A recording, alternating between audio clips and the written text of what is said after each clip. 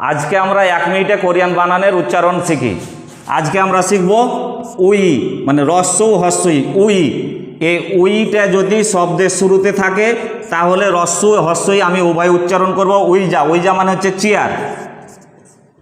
উইসা, উইসা মানে হচ্ছে ডাক্তার। এবার এই উইটা যদি শব্দের প্রথমে না থেকে যদি দ্বিতীয় অবস্থানে থাকে তখন আমি খেয়াল করব এটা বাদ দেওয়ার পরে আশপাশে স্বরবর্ণ কি আছে। স্বরবর্ণ যদি আকার, ওকার, আর যদি রাশিকার থাকে তাহলে এটার উচ্চারণ করব আমি এ। আর যদি অ আর রস্যৌ থাকে তাহলে এটার উচ্চারণ করব আমি ই। তো যেহেতু এখানে আমার আকার আছে তার জন্য এটাকে না উই বলবো না, বলবো না এ। না এ মানে হচ্ছে আমার। এরপরে যদি দেখি তাহলে খ উই বলবো না, যেহেতু অ আছে তাহলে অ আছে তা বলবো খ ই। খ ই মানে হচ্ছে প্রায়।